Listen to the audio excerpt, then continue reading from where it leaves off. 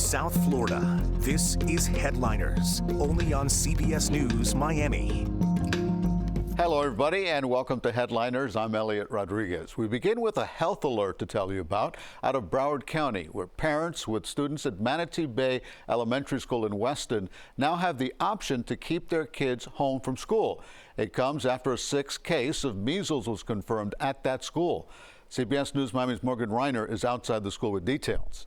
Vaccinated or not, your child now has the option to stay home from Manatee Bay Elementary School for 21 days. It is safe, and I walk the campus, but for those that stay at home, we're going to try and individualize it. It will not be virtual, though. Broward County Public School Superintendent Dr. Peter Licata updated the school board at their meeting Wednesday afternoon. The confirmed cases of measles remained at 6. I think we're really fortunate that it hasn't spread to other schools because some of these kids have siblings, older siblings. The school is now offering online continuing education where students will get assignments without teachers. Florida's Surgeon General allowed it, but a letter from the principal requires families to sign up by Thursday. And it's a challenging time, as we know, one, to ensure that all of our kids are getting what they need educationally, but also making sure that parents know that the school is clean. Hundreds of students stayed home from school this week, although staff did change air filters and deep clean classrooms and buses. The school district also offered vaccines to students, their families, and staff. At last check, 33 students at this school remain unvaccinated. At Wednesday's school board meeting, parents from across the school district, not just this school, expressed concern over this outbreak. In Weston, Morgan Reiner, CBS News, Miami. Well, we've reported on this next story before, hazardous intersection takeovers, where drivers dominate the streets with maneuvers, and how law enforcement is trying to crack down on this problem. Now, 6 people are facing charges in Miami-Dade County. 2 of them teenagers. We're hearing from South Floridians, tourists, and police alike who are fed up with these takeovers of our streets. CBS News Miami's Peter Dench is in Miami with the response. Miami-Dade police tell us their Homeland Security Bureau has been monitoring this problem and arrested 6 people at intersection takeovers this weekend. These are the latest people arrested by Miami-Dade police in their crackdown on intersection takeovers, where you hear screeching tires as drivers perform stunts. Guns have been drawn and people wounded as shots have been fired. These meets are illegal. They always lead to some sort of injury, some sort of tragedy. And intersection takeovers can block emergency vehicles from getting through. Some people get hit or they might hit another car, so it's just kind of reckless. We see them on the news where they've blocked down the whole intersection and they're spinning around cars. We've seen people get injured. There was an intersection takeover early Sunday here on Southeast 3rd Street near Biscayne Boulevard, where police say Billy Rodriguez was caught doing donuts. Well, it affects the neighborhood safety. It affects transport, it affects, people's sleep. 6 people arrested for charges including reckless driving and drag racing. 4 were teenagers, and the oldest person was 21. We look at social media. We try to see where they're going to occur, but the community is always going to be our eyes and ears out there, so we definitely need you to keep calling us and letting us know if you see some type of activity like this. And if you were ever caught in a takeover like this one, the best thing to do is try to get away as quick as possible. If you can't, dial 911. Let them know what's happening and try to stay in your vehicle. And there is a warning. Again, young people. And that's why your parents need to know where your children are at all times. Try to go through their phone. Let them know that if you're caught in this type of illegal activity, you will be arrested and you are going to go to jail. And I understand it's part of the Miami culture and it's been around and people like to let it be okay. But I think it needs to be, there needs to be designated areas, certainly not in the residential spaces where they gather and they disrupt the traffic, they disrupt public safety. Miami-Dade police say they also handed out 29 citations, impounded 3 vehicles, and also confiscated a weapon. They say they're working closely with other agencies, including FHP, and more arrests are possible. In Miami, Peter Dench, CBS News, Miami. It's been more than 3 weeks now since a South Florida woman went missing in Spain, and her loved ones in the United States and around the world suspect foul play. One of her friends says she received a suspicious text message from the missing woman's phone and believes that she has been taken by someone. She doesn't know who it is. CBS News Miami's Anna McAllister has more details. According to Anna Knesevich's friend, she was staying in Madrid earlier this month with plans to go to Barcelona. But Anna never showed up, and the security cameras where she was staying were disabled by a mysterious man. Anna Knesevich and Santa Ramo's friendship blossomed from their shared passion. We both are very interested in traveling. So I am from Sweden originally. She's from Colombia. We both travel a lot, so we really connected, her and I. The women met and live in Fort Lauderdale, and besides their shared love for traveling, Sana says it's Anna's personality that really makes her special. Anna is a very sweet person. She's smart, she's successful, she's very kind, very, very caring. Sana says the last year has been difficult for Anna after she and her husband of 13 years decided to separate. But Anna has been traveling to see friends in her spare time, and on February 2nd, she was in Madrid. I spoke to her in the afternoon. She did have communications with her other friends up until 10 p.m. That night. That's the last that anyone can get contact with her. Anna was supposed to meet her friends in Barcelona the following Monday, but never showed up. Neighbors in Madrid told Anna's loved ones they last saw her around 10 p.m. on Friday, February 2nd, outside of her apartment alone. Around that same time, something ominous happened at the complex. There was a man that entered the building. They sprayed the surveillance cameras in her building around 9:30 p.m. and then she was last seen around 10 p.m. The following day, Sana says she received a mysterious text from Anna's phone saying that she had met a man on the street the day before, that she was going to go and be in his house that was 2 hours away from Madrid, and she's had a connection with him that she never had before. Sana says the text didn't sound like Anna and says it was extremely out of character for her. Anna's loved ones filed a missing persons report with authorities in Spain, but she hasn't been seen or heard from since. It's extremely painful. I am so worried. I am so, I'm just broken. We're trying to do everything that we can to find her and to bring her back to us. Sana says over the last week, Madrid police have prioritized the investigation. We reached out to Fort Lauderdale police to see if they're working with authorities overseas, and we have not yet heard back. Reporting in the newsroom, Anna McAllister, CBS News, Miami. When we come back, phone outages all across South Florida, what experts say may have been the cause of an hours-long service disruption. Next.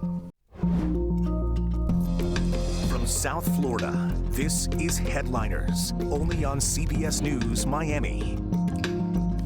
All right, welcome back to our show. I'm Elliot Rodriguez. A scary situation last week after millions of cell phone customers dealing with a nationwide outage. This impacted mainly AT&T customers and anyone trying to contact them. CBS News Miami's Ted Scouten has the latest on what may have caused this tech trouble. So what's going on with your phone today? It is not working. It is not working, no matter where you go. From the moment Michael Raymond woke up, he knew it was going to be a challenging day. His AT&T phone displayed the letters SOS, meaning his service was down.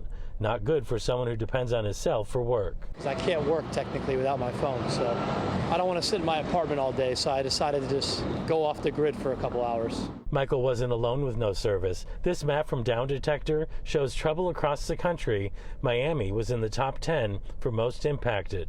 By mid-afternoon, AT&T reported, "We have restored wireless service to all our affected customers," going on to say, "We are taking steps to ensure that our customers do not experience this again in the future." The sculpture that you've got your eye on is Natalie Lopez.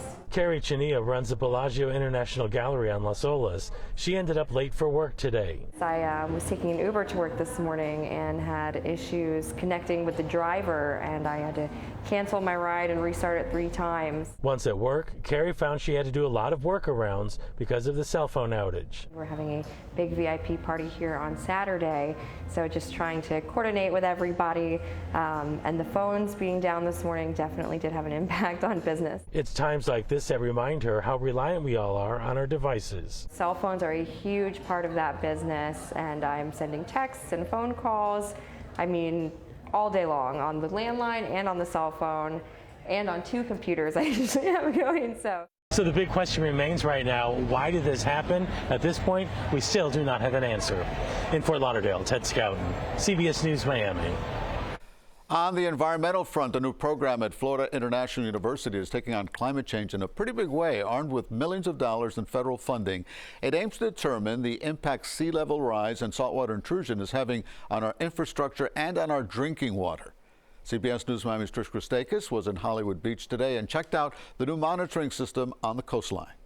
Rainy day flooding in South Florida is nothing new, and neither is sea level rise. Climate change and global warming and sea level rise is not a someday thing in South Florida. It's a right now thing, and so our cities are really having to make investments. Congresswoman Debbie Wasserman Schultz provided $9 million to Florida International University to start the process of creating 160 saltwater intrusion monitors up and down the South Florida coastline. Got this problem with saltwater rising and not enough fresh water from the west pushing back. So the consequence of that is that salt water is intruding into our land laterally as well as our drinking water. If too much salt water gets into the Biscayne aquifer, we are cut off from our drinking supply. This project they're setting up will now monitor how much salt water from the ocean is getting underneath the city's infrastructure, something that was referenced as a concern in the months after the Surfside collapse. And we learned a horrible lesson way back when a building collapsed. Unfortunately, that's going to be more the norm of salt water getting in, and so we have to understand how fast that's happening, why it's happening, and where it's happening, so that we can make sure we adjust how we build buildings and other infrastructure to basically be able to deal with the high corrosion of salt water. Currently, there is no way to know the level of saltwater intrusion, so this new system will give real-time data in nearshore areas like Brickell and Hollandale. Testing stations will span across coasts of Broward, Palm Beach, and Miami-Dade counties. In Hollywood, Trish Christakis, CBS News, Miami. When we come back with our show, we're shining the spotlight on a black community hero in South Florida who is giving back to the community in a big way and also making Miami proud. From South Florida, this is Headliners, only on CBS News Miami. Welcome back. I'm Elliot Rodriguez. If you've used your phone, computer, or tablet and you're in South Florida, it's no surprise that at one point or another you've come across posts from the social media site Only-in-Dade. CBS News Miami's Jim Barry sat down with the folks behind the popular viral video Powerhouse. They talk all things South Florida and things you wouldn't see anywhere else but only in Dade.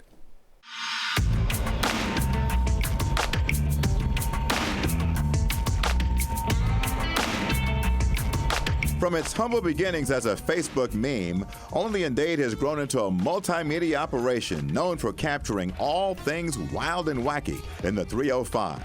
Bad drivers? Yep. Bad boaters? You know it. What is it about Miami that attracts so much wild and crazy stuff? For some reason, Miami is so special. Miami is it's a special, unique place. Something in the water here. There's something in the water here. But it's definitely entertaining, and it's nonstop. It's nonstop. At its headquarters just west of Coral Gables, I met the team behind the brand. Lenny Carter is the soft-spoken founder. Co-CEO Shanut Arnold, the outgoing director of operations. They lead a youthful and creative staff who know the lay of the land. Virtually all of them were born and raised here. It started with, this stuff happens only in Dade. It really did just start that way. Since then, Only-in-Dade has exploded, getting 400 million impressions a month across its social media platforms. The vast majority of that traffic is from Miami-Dade, where people love seeing just how eccentric people are in their hometown. Asking people candela questions. Beyond its bread and butter videos about the odd, unusual, and weird, Only-in-Dade's Instagram has become a go-to source for breaking news. Citizen journalists provide nearly 400 submissions a day. It was Only-in-Dade that provided the video of debris from a Brickell demolition job falling on the sidewalk, dangerously close to pedestrians. When something maybe like breaking news comes in or something that seems like it would be breaking news, we quickly activate the entire team to verify sources. We'll talk to the people that submitted the video or the footage. Is it journalism or is it just a billboard, kind of a reflection? It's both. I don't think that it's one or the other. I really think it's both, and we're intentional about making it so. But we're not just journalists, or we're not just comedians, or it's not just an entertainment platform. So we have different categories that we touch. So that's, I think, where it gets a little bit difficult to explain it off the bat to somebody. But when they experience the platform, or when they experience the content that we put out, they understand that it actually almost works like a network of information. On top of that, Only in Dade has become its own entertainment brand, fueled largely by the personality of its man on the scene, Carlos Hernandez. Only in Dade! Music mogul Emilio Estefan has become so enamored with this platform that he's become an investor. And now, Only in Dade is thinking about being in more places besides Only in Dade. We want to expand, like that's what Emilio's coming in and expanding on giving a platform for creators to create and be discovered. Only in Dade is proof that a good idea can go a long way, especially in a place where crazy things provide an endless supply of Only in Dade material. I'm Jim Barry, CBS News, Miami. There's some crazy stuff on there, that's for sure. And finally, CBS News Miami is commemorating Black History Month with a man whose name seems to be everywhere in the African-American community, and rightly so. D.A. Dorsey, the son of a slave and a carpenter by trade, came to Miami and became a millionaire. Along the way, he also did all he could to empower and provide for Miami's growing black population. CBS News Miami's Hank Tester reports Dorsey's story is a saga of making it big and giving back. Being black in Miami was a difficult challenge in the days of Jim Crow. Earlier, even more difficult task, getting ahead, all but impossible. But one black Miami man not only became successful, he became a millionaire. I think that we need to know who he was and appreciate him, and not just black people, but everybody needs to understand that he was a millionaire. There are not many pictures of Dana Albert Dorsey. This is the most well-known. 1896, he arrives in Miami. Dana Dorsey, a carpenter, comes from Quitman, Georgia, the proverbial $5 in his pocket to Miami to take a job with the railroad. Carpenters were in short supply, a guy with a skill like that. And he worked with the FEC, that's what brought him down here, started making money, set it aside for investment in land. He would buy a chunk of land, $25, $35. As a carpenter, he would build the building, sort of like the shotgun houses, and then sell those buildings. And he just accumulated a fortune. This is Dorsey Park. Dana Dorsey sold it to the city of Miami. Great Negro League baseball played here. Across the street, well, that's the Dorsey Memorial Library. He donated that to the city. And way down the street, that's Dorsey Boulevard. It's a huge name. Yes, named for a man who was called by some the Black Flagler. Again, he saw a need for his people to have housing. Over the years, he donated land, buildings for the betterment of the Miami black population, opened the Dorsey Hotel, established the Negro Savings Bank, donated land for a library, high school, purchased what is known today as Fisher Island. Yes, you heard right. Dana Dorsey at one time owned what is called Fisher Island. These days, some say the most valuable real estate in the world. He wanted to build a black resort there. He had great vision. And by this time, 1919, he was a man of wealth. And yet, discrimination, I think, did him in terms of getting that going. Powers that be did not like the idea of a black beach, much less a resort. Well, after a few years of ownership, Dorsey sold the island to Miami Beach pioneer Carl Fisher. It was years later, 1945, 4 years after Dorsey's death, Virginia Key was opened to black swimmers. He built that beautiful home that the Black Archives now owns. The city gave it to the Black Archives. So beloved, Dana Dorsey, so well remembered, his restored home sits in the heart of Overtown for all to see. I'm Hank Tester, CBS News, Miami. Such an important history lesson right there. And thank you so much for joining us this half hour in Headliners. As always, keep it right here to CBS News Miami for up-to-the-minute breaking news and weather 24 hours a day. Make it a great day.